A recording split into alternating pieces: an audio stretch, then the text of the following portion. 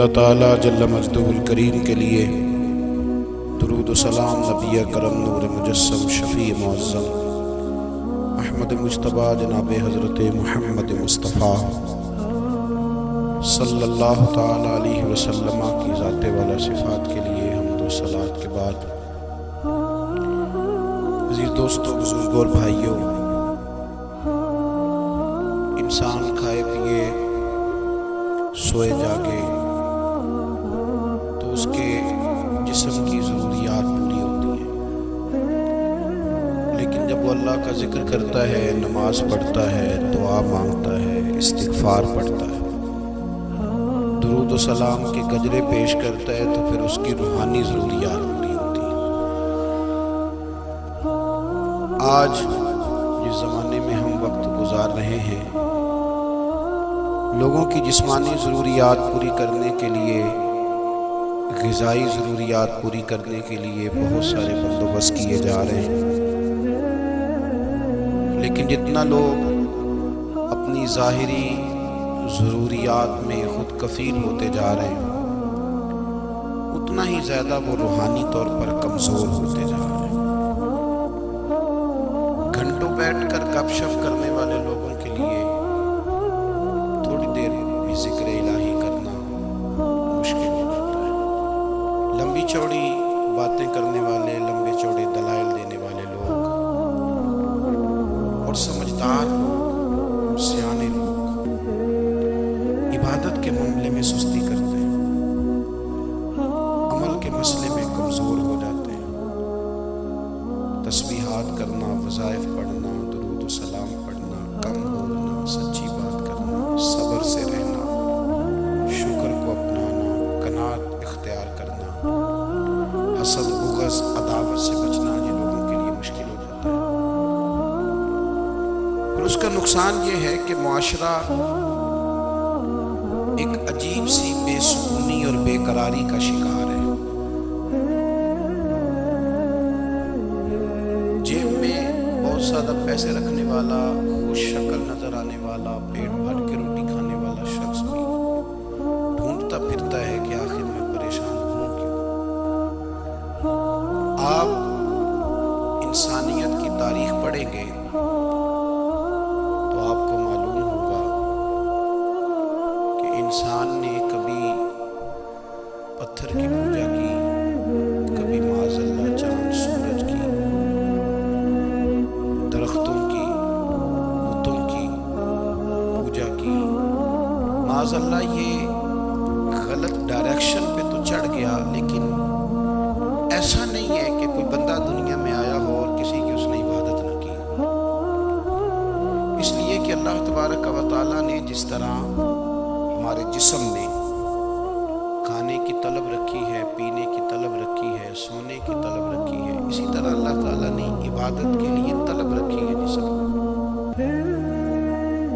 یہ تو ہوا کہ انسان گمراہ ہو گیا، غلط رستوں پہ چل نکلا، اس نے جھوٹے معبودوں کی طرف معاذ اللہ توجہ کر لی، لیکن وہ کسی نہ کسی کے سامنے جھکتا رہا، کیونکہ اس کے وجود میں طلب تھی، شوق تھا اسے کہ وہ عبادت کرے۔ اللہ تبارک و تعالیٰ جب مسلمان کو توفیق دے اور اللہ کی بارگاہ کی جانب وہ رجوع کرے، تو پھر اس کا رویہ یہ ہونا چاہیے کہ اس کی توجہ ہو اللہ کی جانب۔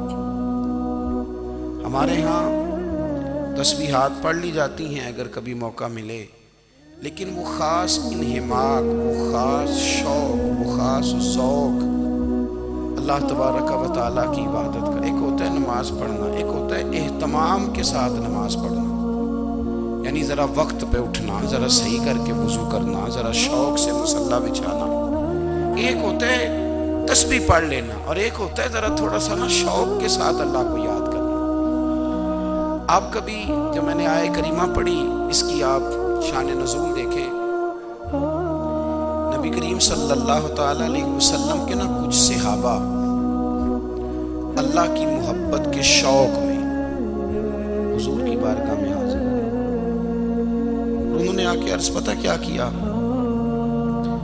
عرض کرنے لگے، یا یا رسول اللہ صلی اللہ تعالی علیہ وسلم سالوں بیت گئے ہیں سجدے کرتے ہوئے، حضور سالوں بیت گئے ہیں تسبیح پڑھتے ہوئے، سالوں بیت گئے کہتے ہوئے کہ سبحان اللہ وہ پاک ہے، ہمیں سالوں بیت گئے یہ کہتے ہوئے کہ اللہ اکبر وہی سب سے بڑا ہے، سالوں بیت گئے کہتے ہوئے کہ الحمدللہ ساری تعریفیں اللہ کے لیے، سالوں بیت گئے اس کی تسبیح کرتے، تحلیل کرتے، تکبیر کہتے، حضور اب نہ ہمارا اپنے رب سے ملنے کو جی چاہتا ہے، کبھی اے حقیقت منتظر نظر آنا لباس مجاز میں، لاکھوں سجدے تڑپ رہے ہیں میری جبین نیاز میں، اور اقبال کہنے لگے کہ تیرے عشق کی انتہا چاہتا ہوں، تو میری سادگی دیکھ کیا چاہتا ہوں، میرا ذرا سا تو دل ہے مگر شوق اتنا، میں وہی لن ترانی سنا چاہتا ہوں،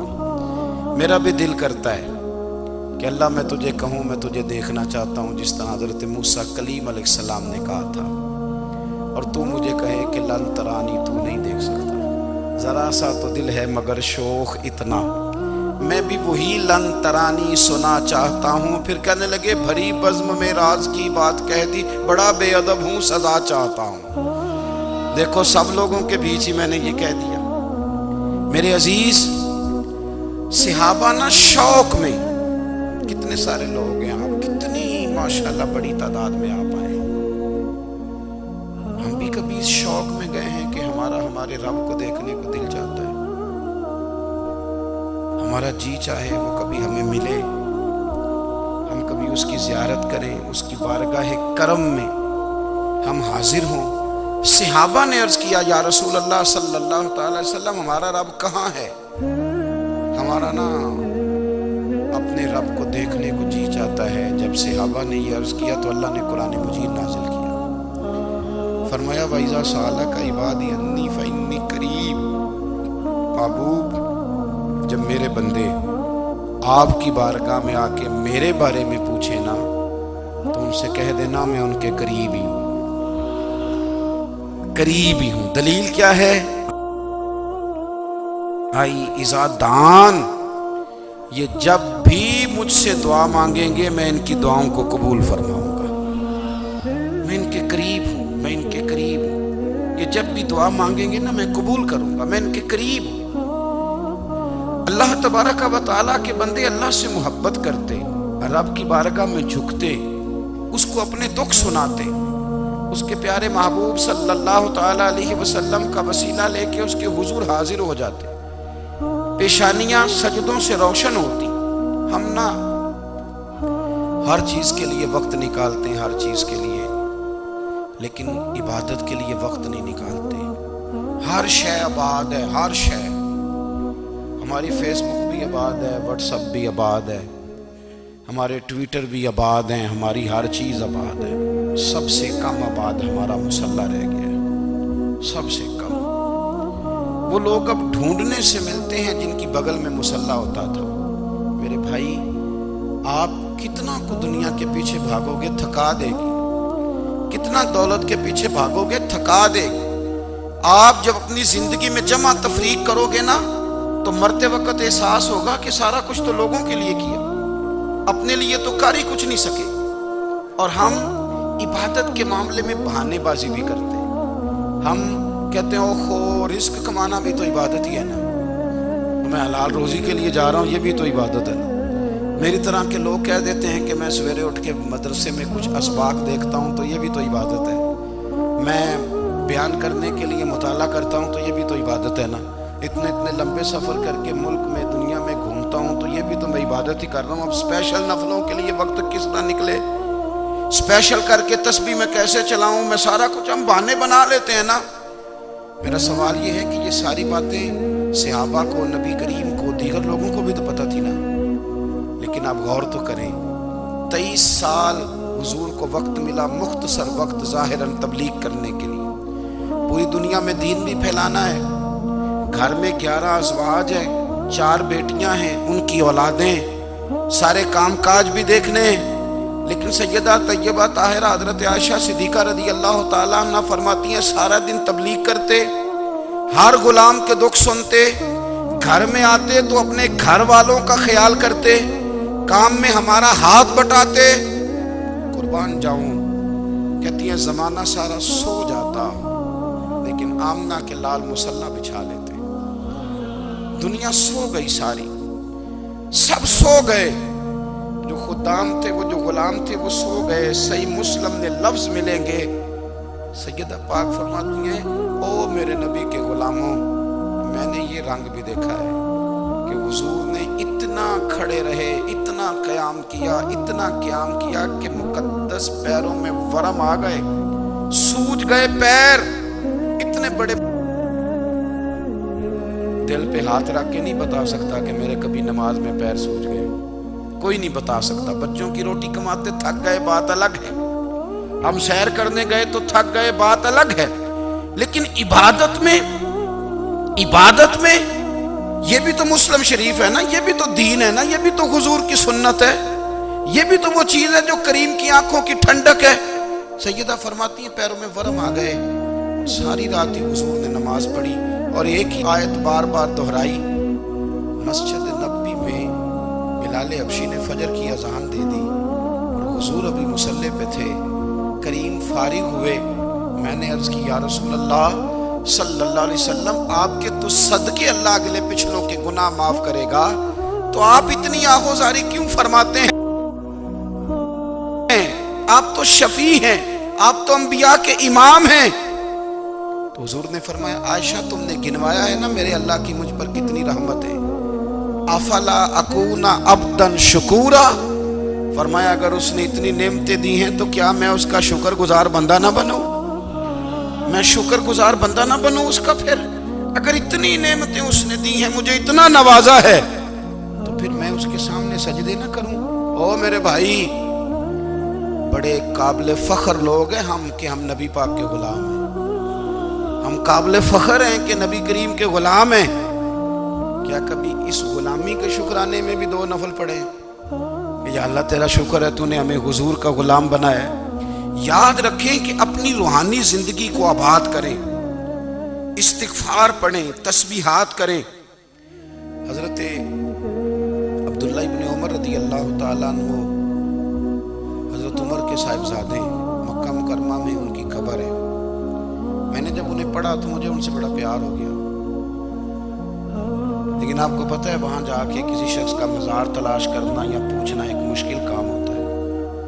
تو ایک دفعہ میں مکہ شریف میں حاضر تھا، تو ایک گاڑی والا ڈرائیور مجھے کہنے لگا کہ مولانا میں آپ کو جانتا ہوں، مجھے آپ سے محبت ہے، ایک بات بتاؤں آپ کو؟ میں نے کہا بتاؤ۔ کہنے لگے حضرت عبداللہ ابن عمر کی قبر دیکھنی ہے۔ میں نے کہا یہ تو نہیں کہہ رہا، یہ کسی نے بندوبست کرایا ہے، یہ اللہ نے تیرے دل میں بات ڈالی ہے، یہ ہو گیا تو لے چل مجھے۔ حضرت عبداللہ ابن عمر کو نبی پاک نے فرمایا راجل صالح، یہ نیک بندہ ہے، یہ متقی آدمی۔ حضرت عبداللہ ابن عمر رضی اللہ تعالیٰ عنہ سیدنا فاروق اعظم رضی اللہ تعالیٰ عنہ کے صاحبزادے ہیں، اور ان کی ہمشیرہ سیدہ حفصہ رضی اللہ تعالیٰ عنہ حضور کی زوجہ محترمہ۔ ایک دن اپنی ہمشیرہ سے کہنے لگے کہ نبی کریم صلی اللہ تعالیٰ علیہ وسلم گھر میں آئے نا، اور اگر حضور غم امت میں پریشان نہ ہوں، طبیعت کو حشاش بشاش دیکھو، تو ذرا پوچھنا تو صحیح حضور کا میرے بارے میں کیا خیال ہے، پوچھنا تو صحیح کہ کریم کی بارگاہ میں میرا کیا مقام ہے، میرے بارے میں حضور کیا فرماتے ہیں۔ اب بہن کو کام بتائے اور بتائے بھی بھائی، اور پھر بہن وہ کام نہ کرے، یہ تاریخ میں ہوتا نہیں۔ حضرت عمر فاروق رضی اللہ تعالیٰ عنہ کی صاحبزادی ام المومنین رضی اللہ تعالیٰ عنہ فرماتی ہیں کہ میں تو بس منتظر تھی، انہوں نے تو کہا تھا نا کہ اگر تم حشاش بشاش دیکھو تو بات کرنا، لیکن حضور تشریف لائے، میری باری تھی، میرے گھر تشریف لائے، کھانا پیش کیا تو فوراً میں نے عرض کی حضور ایک بات پوچھنی تھی۔ حضور نے فرمایا پوچھئے۔ میں نے عرض کی حضور میرے بھائی عبداللہ ابن عمر کے بارے میں آپ کا کیا خیال ہے؟ نوجوانوں میری بات پہ غور کرنا، میرے بھائی کے بارے میں آپ کا کیا خیال ہے؟ تو نبی کریم صلی اللہ تعالیٰ علیہ وآلہ وسلم نے میری طرف دیکھا اور پھر حضور زیر لب تھوڑا مسکرائے، اور بریلی کے امام کہتے ہیں کہ حضور مسکرا دیتے تھے نا تو جو بڑا دکھی ہوتا تھا وہ بھی ہنس پڑتا تھا۔ اب سوال پیدا ہوتا تھا کہ پھر تو اس مسکراہٹ کے لیے انتظار کرنا پڑتا ہوگا کئی مہینے کہ حضور مسکرائیں تو رونے والے ہنسیں، تو اعلیٰ حضرت فرماتے نہیں، انتظار نہیں کرنا پڑتا، یہ مسکراتے رہنا تو حضور کی عادت ہے۔ جس کی تسکین سے روتے ہوئے ہنس پڑے اس تبسم کی عادت پہ لاکھوں سلام۔ یعنی یہ تو عادت ہے حضور کی مسکراتے رہنا، اس کے لیے انتظار نہیں کرنا پڑتا۔ بھائیو آپ خیال رکھیں گے، غور کریں گے، حضرت عبداللہ ابن عمر رضی اللہ تعالیٰ عنہ کے بارے میں پوچھا تو سیدہ فرماتی ہیں کہ نبی کریم صلی اللہ تعالیٰ علیہ وسلم نے زیر لب مسکرائے اور فرمایا حفصہ تیرا بھائی ہے تو اچھا، لیکن میں نے سنا ہے کہ عشاء کی نماز پڑھتا ہے تو فجر تک سویا ہی رہتا ہے۔ او نوجوانوں، 10 بجے تک سونے کی بات نہیں ہوئی، 9 بجے تک سونے کی بات نہیں ہوئی، 11 بجے اٹھنے کی بات نہیں۔ حضور فرمانے لگے میں نے سنا ہے کہ عشاء کی نماز پڑھ کے سو جاتا ہے اور فجر تک سویا ہی رہتا ہے، اسے چاہیے کہ تہجد کے وقت اٹھا کرے، اللہ کی بارگاہ میں حاضر ہوا کرے، آہوزاری کرے، سجدے کرے، عبادت کرے۔ اٹھتا ہے اور فجر میں جا کے اٹھتا ہے۔ حضرت جناب حفصہ رضی اللہ تعالیٰ عنہ کہتی ہے میں نے جناب عبداللہ ابن عمر کو پیغام دیا اور میں نے کہا میرے جوان بھائی سن، نبی پاک نے فرمایا ہے تو اچھا پر تہجد میں نہیں اٹھتا، نفل نہیں پڑھتا۔ او میری ملت کے جوانوں، مزہ نہیں آ جاتا جب ساری دنیا سوئی ہو، ساری دنیا، اور بستر بھی گرم ہو اور نیند بھی پورا غلبہ کر رہی ہو، اور اچانک گھنٹی بجے دماغ میں، آنکھ کھلے، گھڑی پہ نظر پڑے، 3:30 4 بجے کا پیغام گھڑی بتائے، اور کوئی چڑھتی جوانی والا اٹھ کے وضو کرے، اور جب وہ مصلی کھول کے بچھائے تو مدینے والے محبوب کہتے ہیں کہ ہر نماز پہ رب ثواب دیتا ہے، اور جو اٹھ کے تہجد کی نماز پڑھے اسے دیکھ کے تو رب مسکراتا ہے، جو اس کی شان کے لائق ہے، جو اس کی شان کے لائق، وہ مسکراتا ہے، خوش ہوتا ہے کہ میرا بندہ تہجد میں اٹھ گیا، وہ مسکراتا ہے۔ کاش ہماری صبحیں کبھی اپنے مالک کے نام ہو جائیں، کاش کے صبح حضرت ابو الحسن رحمۃ اللہ تعالیٰ علیہ حضرت معاذ ابن جبل رضی اللہ تعالیٰ عنہ کے پاس بیٹھا کرتے تھے، فرماتے ہیں ان سے جو پیار بڑھا تو پھر میرا مصلی سے بھی بڑھ گیا۔ تابعی ہیں، فرماتے ہیں صحابی رسول سے محبت ہوئی تو ذکر سے بھی ہو گئی، پھر درود شریف سے بھی ہو گئی، محبت ان سے بڑھی تو پھر اللہ نے مسجد کا پیار بھی بڑھا دیا۔ آپ فرماتے ہیں کہ میری ہر وقت طبیعت چاہتی تھی کہ بس اللہ اللہ کروں، بس اللہ اللہ کروں، بس نہ میں ذرا تھوڑی جان چھڑاؤں لوگوں سے، کوئی 10 منٹ ملے تو میں کوئی 4 نفل پڑھ لوں، میں تھوڑا سا نہ بچوں لوگوں سے، اور مجھے تسبیح ملے تو میں نہ کچھ 400-500 دفعہ استغفار پڑھوں، سبحان اللہ، الحمدللہ، اللہ اکبر، لا حول ولا قوت الا باللہ، میں نہ تسبیحات پڑھوں۔ فرماتے ہیں کہ بچے تھے گھر میں 6-7، غربت تھی، کام ملتا کوئی نہیں تھا، اور میں کام چور نہیں تھا، کام ڈھونڈتا تھا، پر اللہ کی قدرت کے کام نہیں ملتا تھا۔ فرماتے ہیں کہ میں نے ایک دن اپنی اہلیہ سے کہا کہ آج میں پھر جاتا ہوں کام ڈھونڈنے، تو میری بیوی بڑی فرما بردار تھی، پر اس دن نہ غربت کے ہاتھوں تنگ آ کے کہنے لگی آج نانا کوئی تو چیز لے کے آیا تو مجھ سے بچوں کی بھوک نہیں دیکھی جاتی، یہ سب روگاں دا روگ محمد جس دا نام غریبی، کنڈ بلا کے لنگ جاندے نہیں دوست یار قریبی، آج نہ کچھ لے کے آیا تو میں بچے لے کے میکے چلی جاؤں گی۔ شیخ فرماتے ہیں کہ میں بڑا پریشان گھر سے نکلا، پر میں نے صبح سے لے کے زور تک کام ڈھونڈا، کام ملا کوئی نہیں، تو میرے دل میں خیال آیا چلو کام نہیں ملتا تو اللہ اللہ تو کرے نا، چلو بندوں کی مزدوری نہیں ملتی تو رب کریم کی عبادت ہی کرتے ہیں۔ فرماتے ہیں کہ میں نے نا فرات کے پانی سے وضو کیا، نہر کے، شدید دھوپ تھی، ساتھ ریت تھی اور ریت تپ رہی تھی، میں نے اپنا رومال وہیں مصلی کے طور پر بچھا لیا، اور فرماتے ہیں کہ زور سے لے کر عصر تک نماز پڑھی، دھوپ بھی پورے زور پہ، پر میرے سجدے کا ذوق بھی پورے زور پہ۔ فرماتے ہیں سورج بھی چمک رہا ہے اور رب کی عبادت کا ذوق بھی پورے زور پہ، میں سجدہ کروں تو پھر میرا اٹھانے کو جی نہ چاہے، میرے استاد لکھا کرتے تھے، یہ ان کا شعر ہے، وہ کہا کرتے تھے مجھے سوز دے، مجھے ساز دے، اور مجھے نیم شب کا نیاز دے، دم سجدہ خود کو میں توڑ دوں، مجھے ایسا ذوق نماز دے۔ اور میں تیری بہار کا پھول ہوں، میں کھلا بھی ہوں تو تیرے لیے، مجھے میری شاخ سے توڑ لے، مجھے اپنی زلف کا ناز دے۔ بھائی فرماتے ہیں کہ عصر تک میں نے نفل پڑھے، دل ڈھلنے لگا، عصر کی نماز پڑھی اور میں وہاں سے چلا۔ اب میں جب نکلنے لگا تو دل میں خیال آیا کہ چھوٹی چھوٹی دیواریں ہیں گھر کی، بغیر کچھ لیے جاؤں گا تو بیوی دور سے دیکھے گی تو شور کرے گی کہ پھر خالی ہاتھ آ گیا ہے۔ کہتے میں نے اپنے اسی رومال میں جس پہ میں نے نماز پڑھی تھی نا، رومال میں کی آخی دے پنجابی جسافہ کہتے ہیں، اسی میں نا میں نے کچھ ریت بھر لی کہ وہ دور سے دیکھے گی تو سمجھے گی کچھ لے کے آیا ہے، چلو جا کے اسے بتا دوں گا کہ آج پھر مزدوری نہیں ملی۔ کہتے ہیں وہ ریت لے کر جب میں گھر میں گیا تو پہلے بیوی دروازے پہ کھڑی ہوتی تھی، پوچھتی تھی خالی ہاتھ آ گئے ہو؟ آج میں نے دیکھا تو ہے ہی کوئی نہیں۔ فرماتے ہیں میں اندر داخل ہوا، سلام لیے، کونے میں نے وہ رومال رکھ دیا اور میں نے آواز دی کہ بھلی مانس کہاں ہو؟ تو وہ کہنے لگی آپ منہ ہاتھ دھو لیں، میں روٹی لے کے آئی۔ میں نے کہا روٹی کہاں سے آ گئی؟ یہاں تو کئی دنوں کے فاقے، تو کئی دنوں کی غربت ہے، یہاں تو اس گھر میں تو فقیری ہے۔ فرماتے ہیں کہ وہ روٹی لے کے آئی اور اس وقت کی جو موجودہ نعمتیں تھیں، سمجھ لیں سلاد، اچار، ہر چیز ساتھ لائی۔ میں نے کہا کہ بچے کہاں گئے؟ کہنے لگی وہ کھانا کھا کے کھیلنے گئے، آپ کھانا کھا لیں آ جاتے۔ کھانا اس نے چن دیا۔ میں نے حیرت انگیز لہجے میں ساری نعمتیں اپنے دسترخوان پہ دیکھ کر کے بیوی سے پوچھا یہ کہاں سے آیا کھانا؟ بچوں کو تو نے کہاں سے کھانا کھلایا؟ یہ سارا کچھ کیسا ہے؟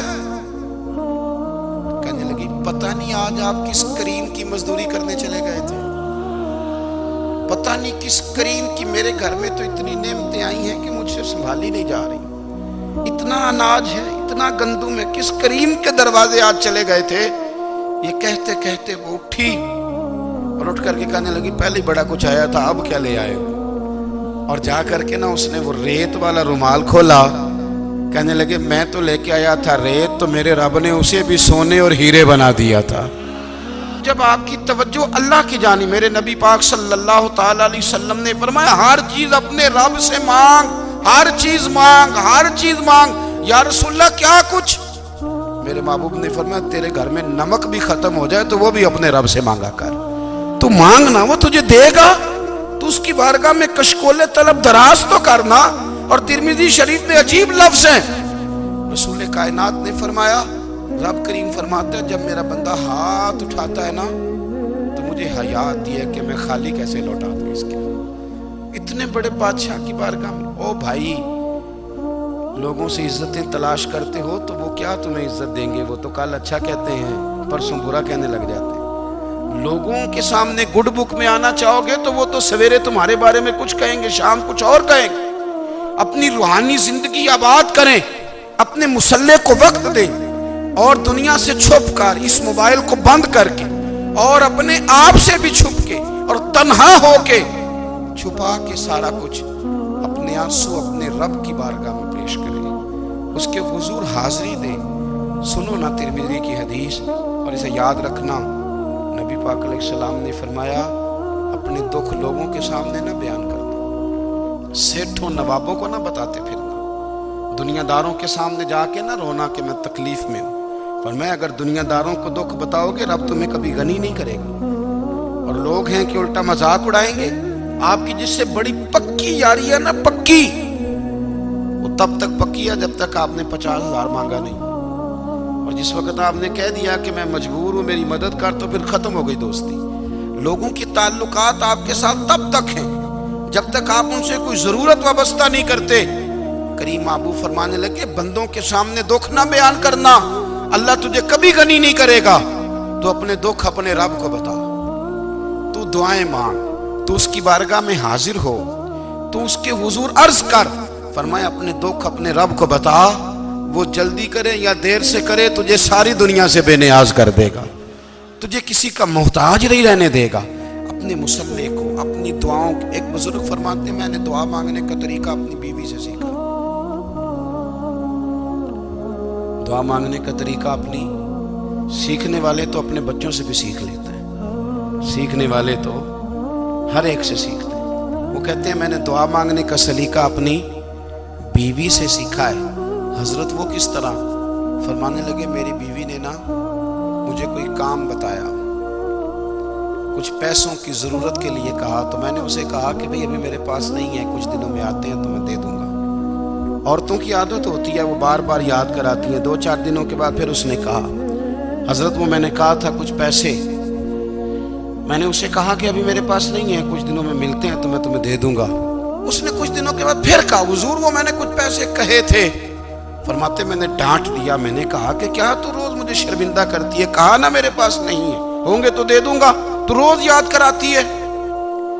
فرماتے اس نے پہلے تو میری ڈانٹ کو سہا، پھر میرے سخت جملوں نے اس کی آنکھوں میں آنسو پیدا کر دیے، پھر اس نے اپنے آنچل میں اپنے اس دکھ کو سمیٹا، اور پھر اس نے ایک جملہ کہا تو میں رو پڑا، اور مجھے اپنے رب سے مانگنے کا طریقہ آ گیا۔ مجھے کہنے لگی حضرت جی آپ نے ڈانٹ دیا، میں نے سہ لیا، پر آپ ہی میرے شوہر ہیں، بتائیں نا آپ سے نہ کہوں تو میں کس سے جا کے کہوں؟ فرماتے میں رو پڑا، اور میں کھل کے رویا، اور میں تڑپ کے رویا، اور پھر میری سسکیاں بند گئیں۔ تو مجھے کہنے لگی آپ کو کیا ہوا؟ میں نے کہا مجھے بھی دعا مانگنی آ گئی ہے، جب میں اسے کہوں گا نا اللہ تو ہی میرا رب ہے، میں تجھ سے نہ کہوں تو میں کس سے جا کے کہوں؟ میں کیوں کسی بندے سے سوال کروں؟ میں کیوں کسی دنیا دار سے کہوں؟ میں تیرے بندوں کا، نیک بندوں کا وسیلہ لے کے، تیرے محبوب کی غلامی لے کے تیری بارگاہ میں آیا، تجھ سے نہ مانگوں تو کس سے مانگوں؟ سمجھ آ گئی ہے جب میں اس رنگ میں مانگوں گا تو پھر رب میرے اوپر بڑا ہی فضل فرمائے گا، وہ میرے اوپر بڑی رحمت کرے گا، وہ میرے لیے آسانیاں کرے۔ عزیز دوستو ہم اس طرح کرنے لگ گئے ہیں کہ ہم نے نا اپنے تعلقات پر اعتماد کرنا شروع کر دیا ہے۔ میرے تعلقات بہت ہیں، ہم نے اپنی دولت پر اعتماد کرنا شروع کر دیا ہے، میرے پاس دولت بہت ہے، ہم نے اپنے علم پر، اپنی شہرت پر اعتماد کرنا شروع کر دیا ہے کہ میرے پاس فلاں چیز بہت ہے۔ یاد رکھنا جب بے نیاز اپنی صفت بے نیازی دکھاتا ہے تو بڑی بڑی دولتوں والے مجبور نظر آتے ہیں۔ بھائیو جب انسان کا رشتہ اپنے مالک کے ساتھ ہوتا ہے پھر تو غم بھی کچھ نہیں کہتے، پریشانیاں بھی کچھ نہیں کہتی، پھر تو زندگی صبر والی، پھر تو زندگی توکل والی، پھر تو زندگی بھروسے والی، پھر انسان اپنے آپ کو رسوا نہیں کرتا، دنیا داروں سے امیدیں اس کی ختم ہو جاتی، امیدیں اللہ رسول سے لگا لیتا ہے، مضبوط ہو جاتا ہے، مضبوط، طاقتور ہو جاتا ہے، خوددار ہو جاتا ہے، باوقار باعزت ہو جاتا ہے۔ حضرت بہلول دانا رحمت اللہ علیہ بیٹھے تھے تو ہارون رشید حج کر کے آ رہا تھا، تو رستے میں حضرت شیخ سے ملاقات ہو گئی، تو السلام علیکم کے بعد کہنے لگا حضور کوئی حکم ہو تو بتائیے گا۔ تو حضرت بہلول دانا فرمانے لگے تیرا رب کون ہے؟ اس نے کہا اللہ۔ تو فرمایا میرا کون ہے؟ کہا اللہ۔ فرمانے لگے تو بڑا ہی بیوقوف ہے، کیا تو یہ سمجھتا ہے کہ رب ہارون رشید کو تو دے گا اور بہلول دانا کو بھول جائے گا؟ تیرا بھی وہی رب ہے، میرا بھی وہی رب ہے، اس نے اگر تجھے دے کے آزمایا ہے تو ہو سکتا ہے مجھے نہ دے کے آزما رہا ہو، جب اس کی حکمت کے تقاضے ہوں گے تو عطا کرے گا اور دے گا، تو جا اپنا کام کر۔ بھائی اپنی روحانی زندگی، اپنی عبادات، اپنے وظائف، اپنے روزمرہ کے معاملات، اپنی دعائیں، اپنا استغفار، دیکھو کوئی مشکل کام تو نہیں، 2 رکوع ہیں سورہ واقعہ کی اگر رات کو پڑھ لی جائے تو میں کس طرح یہ بات بیان کروں کہ تعویذ بانٹنا آسان ہے اور وظیفہ بتانا مشکل ہے۔ سارا دن تعویذ بانٹیں تو لوگ لینے کو تیار ہیں، اور اگر آپ وظیفہ بتائیں تو کہتے ہیں تو مشکل کام ہے۔ او خدا کے بندے، اگر آپ کا تعلق قرآن پاک کے ساتھ مضبوط ہو، قرآن پاک کے ساتھ اگر آپ کا رشتہ ہو، لوگ سفارشیں ڈھونڈتے ہیں نا دنیا میں، کوئی تعلق مل جائے تو میرا کام ہو جائے، دنیا میں اتنا مشکل معاملہ ہے، آخرت میں مجھے بتائیے گا کتنا مشکل معاملہ ہوگا۔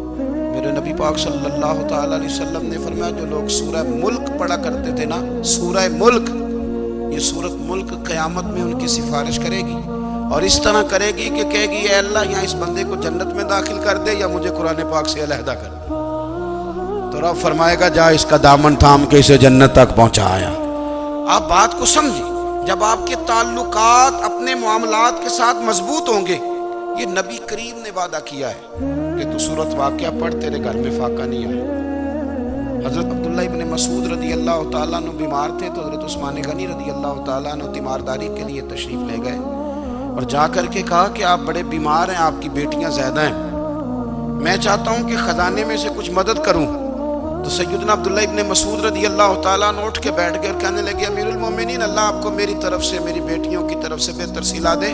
میری بیٹیوں کو کسی خزانے کی ضرورت نہیں، میں نے انہیں خزانہ دے دیا ہے. کہا جناب آپ نے کون سا خزانہ دیا ہے، میں آپ کے مالی معاملات کو جانتا ہوں. تو فرمانے لگے امیر المومنین، میرے نبی کریم نے فرمایا ہے جو سورت واقعہ پڑھے اسے کبھی فاقہ نہیں آتا.